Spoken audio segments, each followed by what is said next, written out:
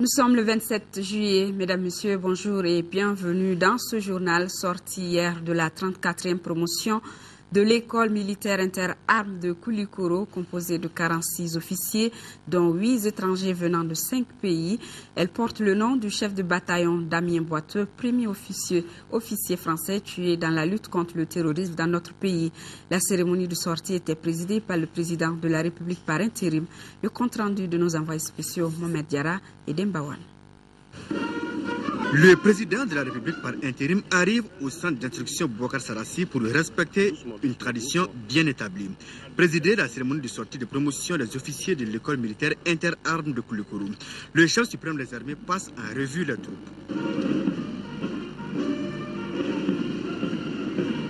Le décor planté, les héros du jour se mettent en ordre de bataille. Il s'agit bien de la 34e promotion de l'EMIA. La promotion porte le nom du chef de bataillon Damien Boiteux. Le premier soldat français a trouvé la mort ici en terre malienne. Cette promotion est constituée de 46 officiers, dont 6 personnels féminins et 8 étrangers venant de 5 pays africains. Le moment solennel, c'est tout d'abord la prise de sabre. Elle marque la voie au commandement. Ensuite, la remise des épaulettes qui symbolisent la fin de la vie d'élève officier et l'aptitude à exercer un emploi. Et enfin, la prestation de serment. L'acte par lequel le jeune officier se met au service de la nation, de la patrie et s'engage pour le succès des armes. La cérémonie de cette année intervient à un moment crucial de notre histoire militaire. Puisque, vous le savez, les derniers événements nous ont enseigné combien nous étions insuffisamment préparés face aux nouvelles menaces. De nouvelles exigences s'imposent donc aux chefs militaires d'aujourd'hui. Nous avons besoin, vous l'aurez compris, d'officiers professionnels, disciplinés et capables de prendre des risques. Vous y parviendrez en développant un effort continu au plan personnel, vous préparant aux circonstances difficiles, parfois tragiques, dans lesquelles vous serez amenés à intervenir. La formation d'officiers confère aux jeunes formés les fondamentaux du cursus de l'officier qui seront les préalables d'un long processus de formation ô combien exaltant dont le sommet demeure les cours de l'école de guerre. Le chef suprême des armées salue la solidarité africaine. Le président de la République par intérim encourage les jeunes officiers et les exhorte à plus de professionnalisme. C'est une armée qui reprend confiance. C'est une armée désormais qui a compris que c'est elle le rempart principal pour défendre notre liberté, pour défendre notre dignité, pour défendre notre honneur, pour défendre notre intégrité territoriale. Cela, elle l'a compris. Et je pense que c'est l'essentiel. Je suis très fier de l'armée malienne et je pense que vous avez assisté au défilé comme moi. Ça suscite beaucoup d'espoir. C'est l'avenir de cette armée, de son efficacité, de son engagement pour la démocratie et la République. Et sa volonté ferme de défendre en tout temps et en tout lieu la patrie malienne. Le major de la promotion est le Nigérien Issa Amadou. Les formateurs de la mission de l'Union européenne ont aussi été d'un apport appréciable dans la formation de cette promotion. Les officiers maliens ont tenu à les remercier. Le dernier acte de la cérémonie aura été le défilé militaire avec l'ensemble des unités des forces armées et de sécurité. Hier, Bassidi Koulibaly, directeur général de l'administration du territoire, était l'invité de l'édition du soir avec Ndeye Sissoko. Il a évoqué entre autres le schéma d'orientation des électeurs dans les centres de vote, le bulletin unique et la procédure de vote avec ce bulletin et l'importance et le sort, disons, de la carte Nina après les élections. Je vous propose de l'écouter. Au moins de la carte Nina, que l'électeur franchit le bureau de vote. L'électeur se fait identifier par la carte Nina. Sans la carte Nina, personne ne peut rentrer dans les bureaux de vote.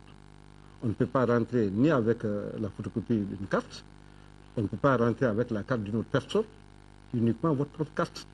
Et si vous faites violer ces dispositions, les forces de l'ordre vous mettront, prendront des dispositions pour vous mettre hors d'état de nuire. Parce que là aussi, il faut que l'on soit clair et net. Personne ne peut franchir le bureau de vote avec la carte NINA d'autrui. Donc, c'est quand l'électeur franchira la porte du bureau, il va prendre connaissance des bulletins, il prend le bulletin il est unique, où il y a la photo de tous les candidats, avec un casier. Donc, après avoir pris le bulletin, il trempe l'index droit dans l'encre rigide. Et quand il trempe l'index droit dans l'encre rigide, il prend son bulletin, il va dans l'isoloir.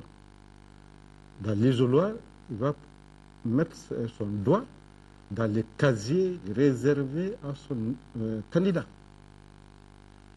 S'il se trompe pour mettre l'index sur la photo, c'est valable.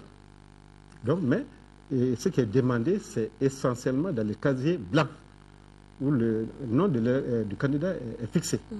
Donc, il met l'encre à ce niveau-là, il plie son bulletin, même si l'encre est portée sur la photo du candidat, c'est que le vote est valable. Le vote est valable. Nous insistons beaucoup que le vote est valable, même si l'index est porté par extraordinaire sur la photo du candidat. Donc, après avoir plié le bulletin, il vient cette fois-ci au niveau de l'urne, il met son bulletin dans l'urne. Après avoir accompli cette activité, en ce moment, il va sur la liste d'émargement, où il marche. Ensuite, en sortant, il trempe l'index gauche dans l'encre indélébile. Et en ce moment, il sort. Et à la matière, c'est une expérience qui est là dans notre pays depuis 2002, parce que depuis 2002, nous votons avec le bulletin unique. Nous avons fait plusieurs votes au moyen du bulletin unique, que ce soit les votes présidentiels, que ce soit les législatives, que ce soit les communales, que ce soit les élections partielles. L'électeur malien est suffisamment formé aujourd'hui pour accomplir, en tout cas pour faire son vote. Tout à fait. Mais évidemment, ces précisions étaient très importantes, surtout par rapport à la validité du bulletin. Alors, vous avez évoqué tout à l'heure la carte NINA. On sait que les Maliens ont manifesté un grand intérêt pour la carte NINA. Mais cette carte NINA, après l'élection présidentielle, qu'est-ce qu'elle devient? Justement, c'est extrêmement important cette question parce que nous avons dit plusieurs fois que la carte NINA est un document extrêmement important. Un document très utile. Et le numéro d'identification, ce sera désormais ce numéro qui sera affiché sur tous les documents administratifs. Donc, sur les actes de naissance, les passeports, tous les autres documents dont l'administration va produire, c'est avec le numéro d'identification qui sera fixé sur ce document-là. Mais la carte NINA, dans les tout prochains jours, elle sera considérée comme la carte nationale d'identité. D'accord, en lieu et place de l'actuelle carte. En lieu et place de l'actuelle carte. Les textes en la matière sont déjà élaborés. Le gouvernement se penchera sur ces textes-là et certainement il y aura des décisions qui vont valoriser davantage la carte NINA. Cela veut dire quoi? Encore une fois de plus, c'est que la carte NINA sera transformée dans les prochains jours en carte nationale d'identité. Et justement, parlant de carte NINA, à Sikasso, le taux de retrait des dites cartes est de 89,82%, un résultat de retrait satisfaisant pour aller au scrutin de demain, selon le chef de l'exécutif qui a présidé une rencontre d'information et de sensibilisation sur les préparatifs du premier tour de l'élection présidentielle. Au RTM Sikasso, le compte-rendu de Idrissa Goulou Sissoko. Pour le premier tour des élections présidentielles à Sikasso, rien n'a été négligé pour la réussite du scrutin. La formation des présidents des bureaux de vote et assesseurs est arrivée à terme. Le taux de retrait de la carte NINA est de 89,82% pour 1 168 981 électeurs répartis dans 3 437 bureaux. Nous pouvons dire que la région vraiment fait prête pour le scrutin du 28 juillet. Le matériel est déjà en place, mais le complément qui était attendu est en train d'arriver. Déjà, les affichages ont été faits au niveau des centres de vote. Nous profitons de cette rencontre pour continuer à informer les gens, expliquer aux gens. Il n'a pas à attendre la dernière minute. Pour la bonne réussite du scrutin, le gouverneur en appelle au civisme et à la mobilisation de tous pour un relèvement du taux de participation. Très sincèrement, c'est pour inviter la population à sortir massivement pour aller voter. Et nous sommes à un taux de retrait de cartes de plus de 90%. Et si vraiment le taux de participation ne correspond pas à ce niveau, ce ne serait pas une bonne chose.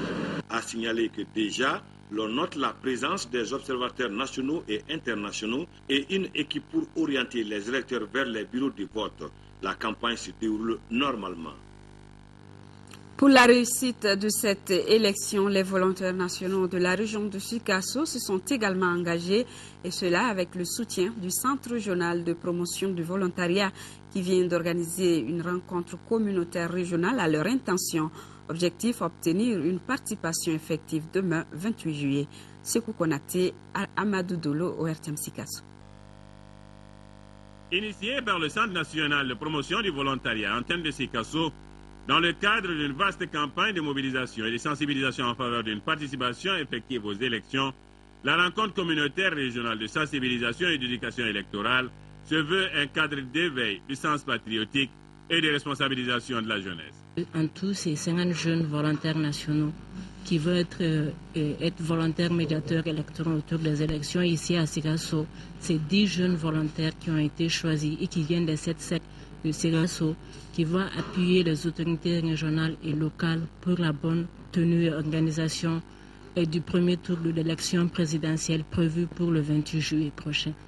Ainsi, pour mener à bien cette mission, les thèmes de citoyenneté et celui relatif au droit de vote ont été développés avec comme finalité organiser les jeunes en réseau d'action civique sous forme de relais communautaires, accompagner et appuyer les bureaux de vote, favoriser l'émergence d'une société tolérante, ouverte et inclusive.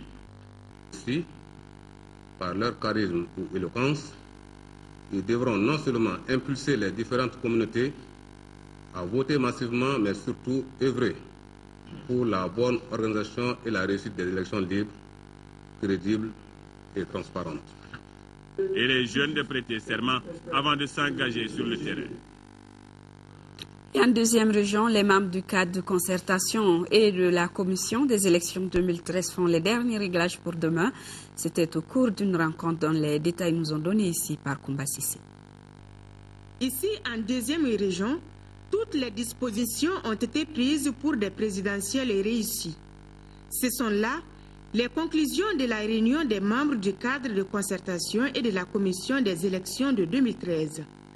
La réunion a permis de faire le point des préparatifs des élections du 28 juillet et d'éclairer la lanterne des participants sur leurs préoccupations. Il s'agit notamment de l'identification des électeurs sur la liste au niveau des bureaux de vote. Des explications et apaisements ont été donnés par les autorités régionales et locales. Techniquement, matériellement, toutes les dispositions sont prises au jour d'aujourd'hui. Les préfets ont reçu tout ce qu'il faut et le matériel a été mis en place sur le terrain. Les agents ont été formés, les équipes ont été formées, les cartes ont été distribuées. Donc pour ceux qui ont enlevé les cartes auprès des équipes de distribution, nous souhaiterons qu'ils fassent le déplacement le jour du scrutin pour aller voter, pour véritablement permettre d'avoir un taux de participation assez honorable pour le Mali. Pour s'assurer de la bonne exécution des tâches, une mission de supervision conduite par le gouverneur a sillonné les 7 cercles. À noter que pour les présidentielles de dimanche, 946 854 électeurs voteront dans 3133 bureaux de vote au niveau de la région de Koulikoro. Mobilisation donc de tous les Maliens autour de la chose électorale avec Amopti, cette rencontre régionale communautaire de sensibilisation sur la participation citoyenne. Elle a été initiée par le Centre national de promotion du volontariat, le compte-rendu de Mahamar Ibrahim Touré. La rencontre régionale communautaire de sensibilisation et d'éducation électorale Amopti, initiée par le Centre national de promotion du volontariat, s'articule autour de points saillants. Sensibiliser les acteurs pluriels à participer activement aux élections présidentielles et législatives, organiser les jeunes en réseau d'action civique, favoriser l'émergence d'une société tolérante, ouverte et inclusive. C'est dans cette optique que le Centre de Mopti a initié la conférence sur le thème « La sensibilisation électorale et la participation citoyenne ». Il s'agit de booster la mobilisation communautaire autour des élections. À travers les volontaires et nos relais communautaires à la base de réussir ce que nous avons appelé l'ancrage civique au niveau des communautés à la base.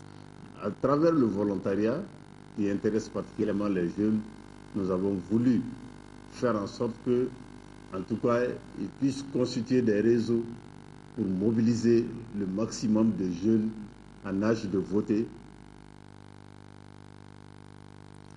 Le renforcement des compétences au centre des préparatifs de l'élection présidentielle de demain 28 juillet, c'est dans ce cadre que les délégués des candidats dans la région de Caille viennent de bénéficier d'une session de formation, une session dont le compte-rendu est signé Jafar Haïdara. Cette formation permettra aux délégués des partis politiques d'acquérir et de disposer de compétences techniques et pédagogiques pour mieux surveiller les opérations de vote dans les bureaux et assurer la crédibilité du scrutin.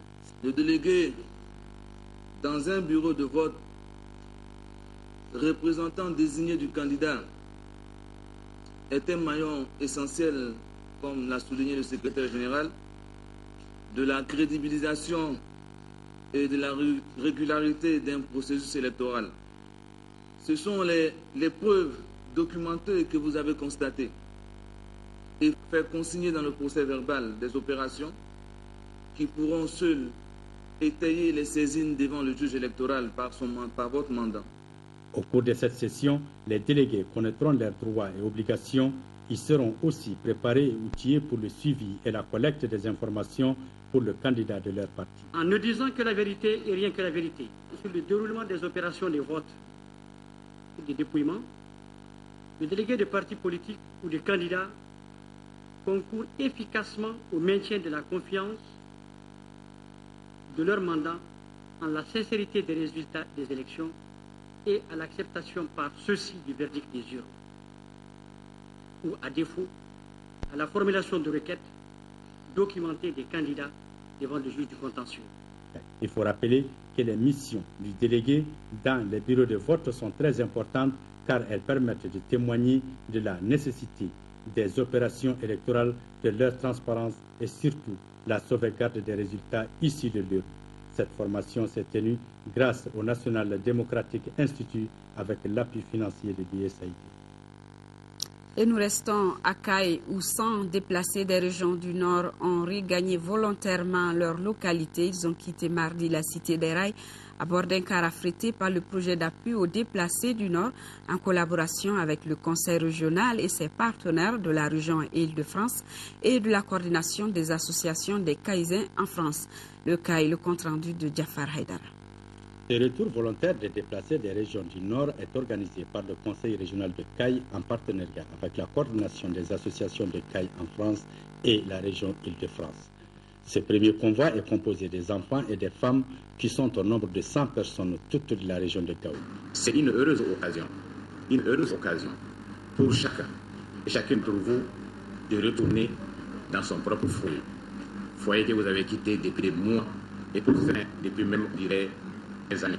C'est grâce à la solidarité, l'hospitalité et la fraternité des Caïsiens qu'aucun déplacé des régions du Nord ne s'est senti un jour indexé. Cela interpelle les déplacés à la patience et au pardon pour que notre pays puisse avancer. Il faut que chacun à son niveau se sente impliqué et se sente conscient de ce que lui peut apporter également à la construction de l'État. Et le Conseil régional de Caille vient de montrer également qu'il est conscient de ce rôle qu'il a à jouer. Au cours de cette cérémonie du départ, l'association des ressortissants des régions du Nord à Caille a tenu à remercier les populations de la première région de leur sens patriotique d'avoir accueilli leurs frères et sœurs déplacés. Le président Salif Kodjo a aussi rendu hommage aux autorités administratives et politiques de la région pour leur assistance aux déplacés. Enfin, le président de l'association a décerné des diplômes de reconnaissance au gouverneur de la région de Caille et au président du conseil régional pour leur courage et leur disponibilité. En 4e région, 19 000 hectares de terre seront reboisés à Ségou durant cette campagne 2013. Le coup d'envoi a été donné dans la commune de Sébougou, le compte-rendu de Fousséni Samaki. Restaurons et protégeons nos forêts pour ne pas laisser notre avenir se tarir. C'est avec ce slogan que la campagne de reboisement 2013 est lancée dans la commune rurale de Sébougou en 4e région ce jeudi. Au cours de cette campagne, 11 millions de pieds de différents types seront plantés sur une superficie de 19 000 hectares dans la région de Ségou. Cette action s'inscrit dans la politique de la lutte contre la dégradation de l'environnement de notre pays.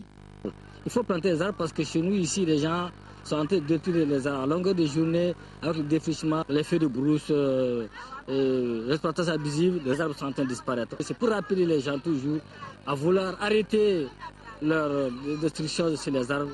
Ensuite, nous aider également à planter les arbres pour que l'on puisse avoir un environnement sain. En plantant les premiers pieds du terminariat, le gouverneur de la région a rappelé que planter un arbre est une action et l'entretenir en est une autre. Après les vocales, Sahel vert, journée de l'arbre, quinzaine de l'environnement, les citoyens maliens se trouvent plus que jamais pour livrer bataille contre la désertification et l'avancée du désert qui ronge nos maigres ressources naturelles à un rythme indescriptible. Les responsables de Sébougou ont rassuré les chefs de l'exécutif régional que ces arbres ainsi plantés à Sébougou seront bien entretenus. Nous restons en 4e région avec la Fondation Agibou Soso qui a remis du matériel de teinture à 50 associations féminines des régions de Sikasso, Mopti et Ségou, les déplacés de Ségou. Ne sont pas restés en marge de ces actions humanitaires. Ils ont reçu un important lot de denrées de première nécessité pour un coût total de 9 millions de francs CFA. Le compte-rendu de Mamoutou Danti. Ces matériels de travail de teinture et de vivres ont été offerts à 50 associations féminines dans les régions de Sikasso, Mopti et de Ségou et des déplacés de Ségou par la Fondation Cheikh Mohamed Agib Soso en partenariat avec la famille Lessienne de Belgique. Avec un coût de 15 000 €, soit environ 9 millions de francs CFA, ces matériels permettront aux associations féminines de multiplier leurs activités génératrices de revenus. Par cette variété d'aides, la Fondation, en plus de la remise des dons aux ayants droit, entend procéder à la formation des associations féminines ou tout autre groupement à l'exercice des activités génératrices de revenus. Les autorités régionales invitent les associations bénéficiaires d'en faire une utilisation judicieuse de ces matériels.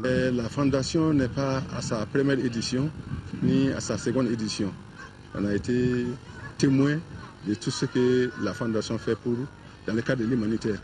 Donc cette édition vient en surplus. La Fondation Agib Soso a pour objectif d'aider les plus démunis et de former les associations féminines à l'apprentissage des différentes activités génératrices de revenus dans les régions de Sikasso, Mopti et de Ségou. Et cette annonce, avant de boucler cette édition, vous pourrez suivre tout à l'heure un magazine pédagogique sur la tenue d'un bureau de vote. Tous les agents électoraux sont donc invités à le suivre. C'est en français. Fin de cette édition. Le prochain rendez-vous, c'est à 20h45 et c'est une présentation de Ndeye Sissoko. Merci d'avoir été des nôtres. Très bonne suite de nos programmes. Au revoir.